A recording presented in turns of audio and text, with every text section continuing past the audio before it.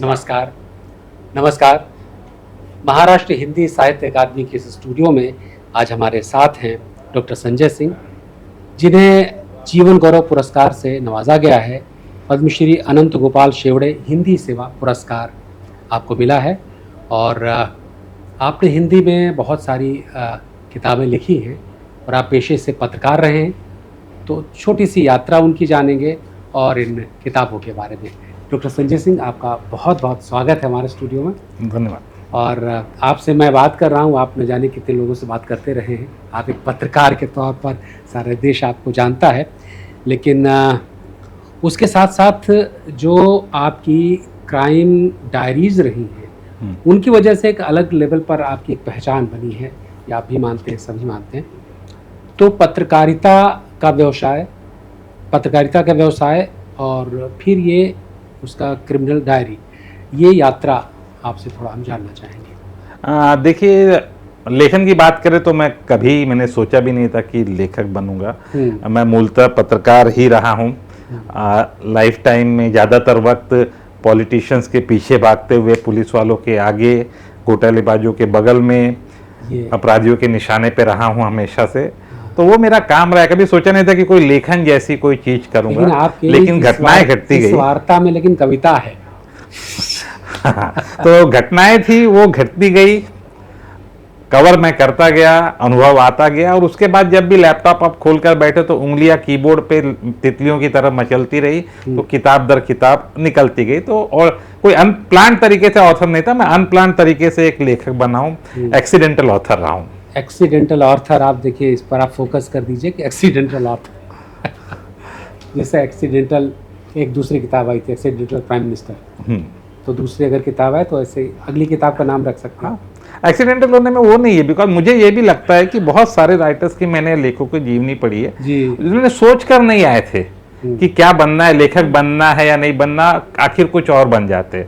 आपको मैं बता दूं कि खासकर हम बात जब कर रहे हैं टेलीविजन कैमरास की, टेलीविजन का जो आविष्कार हुआ था वो बाय डिफॉल्ट हो गया था। किसी और चीज के आविष्कार के लिए एक्सपेरिमेंट कर रहा था, एक्सपेरिमेंट फेल हो गया, उसके बदले में वो बन गया। आप नॉनस्टिक कुकवेयर को देखिए, आदमी कुछ और बनाने जा रहा था, कुछ और गलती से बनाया, बेच रहे थे। कोलंबस भी जब निकला था तो कोई अलग जगह ही जा रहा था, बट फाइनली अमेरिका ढूंढ लिया। तो बहुत बार आप रास्ता भूल जाए लेकिन सही चीज पकड़ सकते हैं। तो ये ऊपर वाले का वो रहता है कि इसको कहाँ ले जाना है, आप प्लान करते रहते हैं। हाँ, बट अब जो भी करते हैं उसके लिए बहुत ही हार्डवर्क करते रहना पड़ता है। खासकर जब मैं लिखता हूँ, देखिए, रियल लाइफ क्राइम और इन्वेस्टिगेशन इवेंट पे लिखता हूँ, लोगों को लगता है, खासकर साहित्यकार बिरादरी को लगता है कि बहुत ही शैलो चीज है, लगता है बहुत ही आसान चीज है। दरअसल में होता नहीं, बेहद मुश्किल होती है। आपको हजारों पेज के डॉक्यूमेंट पढ़ने पड़ते हैं, जिसमें अलग वैरायटी के होते हैं, फोरेंसिक के डॉक्यूमेंट, पुलिस के, लीगल के, कोर्ट के सामने लाना है। हाँ, उसके बाद सूत्रों से मिलना पड़ता है, जिसमें कुछ भरोसेमंद होते हैं, कुछ बेहद खतरनाक होते हैं। ये तमाम चीजों को लेकर डिकोड करना, उसका सरलीकरण करना, एक लीनियर तरीके से उसका प्रेजेंटेशन देना और जहां तक पॉसिबल हो सके मनोरंजक तरीके से परोसना, ये अपने आप में जो बहुत बड़ी चीज होती है। मतलब एक किताब लिखना जो होता है वो इक्विवेलेंट टू एक पीएचडी की थीसिस लिखने के बराबर हो जाता है। और साथ में उसके बाद में जब आप पे मुकदमे होते हैं, बाकी प्रेशर आता है, वो झेलने की भी होती है। तो रियल लाइफ और क्राइम पे लिखना आसान बात नहीं होती। लेकिन एलएलबी तो आपने किया हुआ है। जी, मैंने एलएलबी की है, मैंने पीएचडी भी किया हुआ है। मुकदमे आ रहे हैं तो ठीक है, संभाल लेंगे। हाँ। आपने सबसे पहला और ज़्यादा पत्रकारिता में लोग आपको जानते रहे हैं, जाना पहचाना चेहरा, पहचान लीजिए, यही है संजय सिंह। दूसरा है तेलगी स्कैम, इसके बारे में वेब सीरीज़ भी बनी है जी। और इसके बारे में ये कहाँ से शुरू होती है, इसके क्या खतरे थे और फिर उस पर कन्वर्ट होती वेब सीरीज में, उसकी छोटी सी यात्रा। देखिए, मैंने 2003-04 में तेलगी स्कैम जो था उसको एक्सपोज किया था, उजागर किया था। तब 2003-04 में 40,000 करोड़ रुपए का इसका वॉल्यूम हुआ करता था। 2003 और 4 में। हाँ, ठीक से सुनिए आप। हाँ, तब का उसका वॉल्यूम था। तब मैंने एक जल्दबाजी में किताब लिख दी और उस जमाने में यूट्यूब, सोशल मीडिया, गूगल वगैरह कुछ नहीं था, तो कोई प्रमोशन का नहीं था। वो किताब डब्बे में पड़ी रही अगले 14 साल तक, 15 साल तक। उसके बाद एक दौर आया जब ओटीटी और सोशल मीडिया वगैरह आए, तो उसके बाद सोनी लिव वाले ढूंढते ढूंढते आए थे कि तेलगी स्कैम पर उन्होंने बनाना, देन उन्होंने ऑडियो विजुअल जो राइट से लिखे। तो उसके मतलब मेरे दो पहली और दूसरी किताब के बीच में 16-17 साल का गैप था। अच्छा। उसके बाद जब ये सोनी लिव पे वेब सीरीज आ जाती है, मेरी किताब पे बेस्ड थी स्कैम 2003 द तेलगी स्टोरी, ये जब आ जाती है तो उसके बाद में मुझे भी प्रोत्साहन मिलता और उसके बाद से पिछले 4 साल में मैं 5 किताबें लिख चुका हूं, जिसके ऊपर अभी सीरीज वेब सीरीज निर्माणाधीन है। एक डॉक्यूमेंट किताब और लिखी जिसपे डॉक्यूमेंट्री निर्माणाधीन है। पत्रकारिता छोड़ दी है अभी? नहीं, मैं पत्रकारिता के साथ क्यों, पत्रकारिता देखियो मेरा फॉर्डर हो गंगोत्री, जहां से मुझे खबरें आती है। अच्छा। मैं रियल लाइफ इवेंट्स पे लिखता हूँ, मैं कोई फिक्शन पे नहीं लिखता हूँ। मैं कहीं नदी किनारे बैठ के, समुद्र किनारे बैठ के, घास के ऊपर नंगे पैर चलते हुए, इस तरह के लॉजिक में मैं कभी नहीं लिखता हूँ। मेरी जो दूसरी किताब थी CIU क्रिमिनल्स इन यूनिफॉर्म, मैंने कांदिवली रेलवे स्टेशन पे बैठ के लिखी है किताब 3 महीने तक, जब कोविड का दौर था, जब सारे कैफेज वैफे सब बंद हुआ करते थे, कुछ नहीं था, तब वहां बैठ के भी मैंने किताब लिखी है।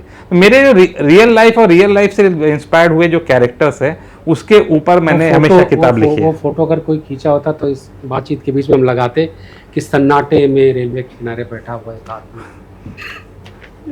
ऐसा हम लगाते, लेकिन नहीं, उस समय है फोटो नहीं है ना? नहीं, उस वक्त की नहीं है। असल में था नहीं, आप जब किताब लिखने बैठते हैं तब चीजें होती जाती है, और बाद में कभी लगा नहीं कि अलग से फोटो सेशन होना चाहिए। और उस किताब के भी राइट्स बिक गए हैं, और व्हाइट फेदर फिल्म्स है संजय गुप्ता की, उन्होंने उसके राइट्स खरीदे हैं, हार्पर कॉलिन ने उसको पब्लिश किया है। और एक इंटरेस्टिंग चीज मैं आपको बताता हूँ, मैंने जितनी भी किताबें लिखी हैं, मैं मूलतः हिंदी का लेखक हूँ। मैं किताब हिंदी में लिखता हूँ, अंग्रेजी का पब्लिशर उसको ट्रांसलेट करा के अंग्रेजी में उसको छापता है, फिर वो अंग्रेजी में छपी हुई किताब के वेब सीरीज के राइट्स खरीद लेता है कोई प्रोडक्शन हाउस, और उसके बाद वो हिंदी में उस पर वेब सीरीज बनाता है। ये अद्भुत बात। मतलब ओरिजिनल हिंदी में लिखी गई किताब पहले अंग्रेजी में जाती है छपने के लिए, और उसके बाद अंग्रेजी किताब के राइट्स खरीद के कोई प्रोडक्शन हाउस हिंदी में वेब सीरीज बनाता है। ये अद्भुत बात है, मतलब ये अद्भुत भी है, और आप कह सकते हैं विडंबना वाली भी बात है। बिल्कुल। एक और लास्ट की किताब आपकी एक थी शीना बोरा, एक बहुत चर्चित शीना बोरा कांड है, मर्डर का, आप सभी जानते हैं, उस पर भी आपने किताब लिखी। बिल्कुल। अभी भी वो केस चल ही रहा है, वो अभी भी केस चल रहा है। तो आई थिंक कि लिपट गया, सिमट गया। शीना बोरा हत्याकांड एक थी, शीना बोरा जो किताब का नाम है, राज कपल ने छापी है। आपको मैं बताऊं, वो 350 पेज की किताब लिखने के मैंने 16,000 पेजेस के लीगल डॉक्यूमेंट्स पढ़े थे, विटनेस के स्टेटमेंट, फोरेंसिक रिपोर्ट, 16,000 पन्नों के डॉक्यूमेंट्स, लीगल, कोर्ट के, forensic, medical, witness statement, police statement वगैरह करने के बाद 350 पेज की एक किताब लिखी गई थी।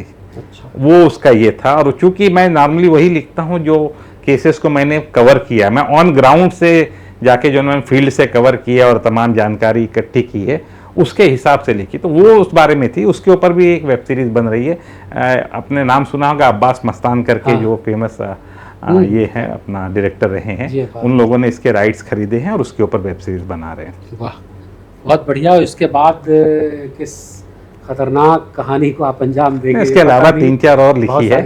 देखिए, एक दौर है, साहित्य अपने आप में ब्रांड भी होता है। हाँ। मात्र साहित्य नहीं होता, ब्रांड होता है। हम उस दौर में नहीं जी रहे। पहले के दौर में क्या था, किताबें लिखी, चर्चा हुई, अब उसके ऊपर फिल्में बना दो और नाटक बना दो।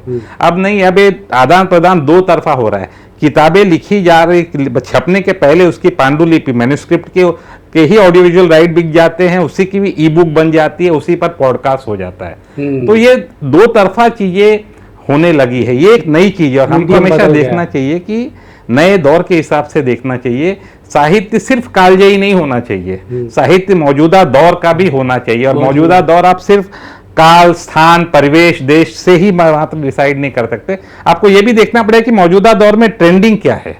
हम सब जानते हैं, और ट्रेंडिंग जो भी चीजें हो, साहित्य हो या कोई भी, जो ट्रेंडिंग है, साहित्य तो समाज का आईना है, जो समाज में होगा मुझे दिखाना है, मेरे समाज में, हमारी दुनिया में क्या ट्रेंडिंग है। और हम सब जानते हैं 40 के नीचे की उम्र वाले जो लोग हैं, उनके लाइफ में सोशल मीडिया और OTT का कितना बड़ा इंपॉर्टेंस है, ये हम सब जानते हैं, बताने की जरूरत नहीं होती। अब उसको कहीं ना कहीं किसी ना किसी को कैटर करते रहने की जरूरत है, और वहां पे जो रियल लाइफ की स्टोरीज होती है, आ जाती है। बिकॉज देखिए, हर जुर्म के पीछे एक कहानी होती है, उस हर कहानी में ना एक सच छिपा होता है।